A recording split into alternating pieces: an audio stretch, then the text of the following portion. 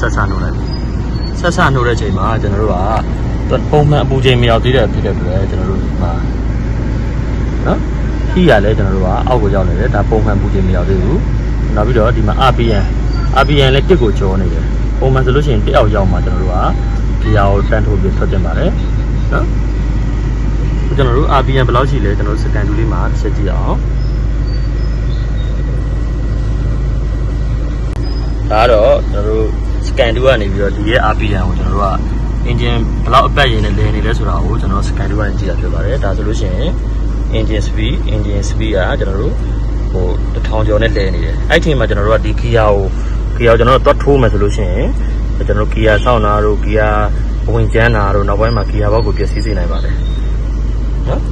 ဒါဆိုလို့ရှိရင် RPM ရရမ်းများနေတယ်ဒီမှာဆိုလို့ရှိရင်လည်း heat က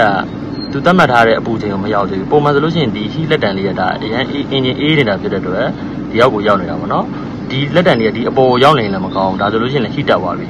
လက်တံလေးကတော့ဒီနဲ့ဒီချားမှာဒီလောက်မှရှိရင်တော့ဒီလက်တံလေးကတော့ပုံမှန်ပါပဲဒါဆိုလို့ရှိရင်မနက်စောစောနှိုးကစားမှာဒီလက်တံလေးကအပေါ်မရောက်သေးဘူးဆိုလို့ရှိရင်ဆက်ကိုနှိုးပြီးတန်မထွက်တယ်ပေါ့နော်နောက်တစ်ခုကျွန်တော်ကြည့်အောင်ဒီမှာ engine ရဲ့အပူချိန်ကိုဒီမှာ coolant temperature နဲ့ကျွန်တော်ကြည့်လို့ရတယ်ဒါဆိုလို့ရှိရင် engine speed ကတဖြည်းဖြည်းနဲ့900ကျော်ရောက်သွားပြီအပူချိန်ကလည်း65လောက်ရောက်သွားပြီ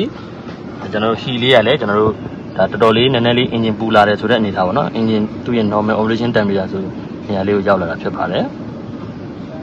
ဒါဆိုလို့ရှိရင် RPM လည်းတစ်ယောက်ရောက်ပါတယ်အလွယ်မှတ်ထားခြင်းတော့ဒီ RPM ကိုကျွန်တော်တို့ကတစ်အောက်ရောက်နေတဲ့အချိန်မှာကျွန်တော်တို့ကားကိုစထွက်တင်တယ်ရေဘူးအားဖြင့်တော့ကားကို3မိနစ်ကနေ5မိနစ်လောက်နှုတ်ထားပေးတင်တယ်ပေါ့နော်ဟုတ်ပြီ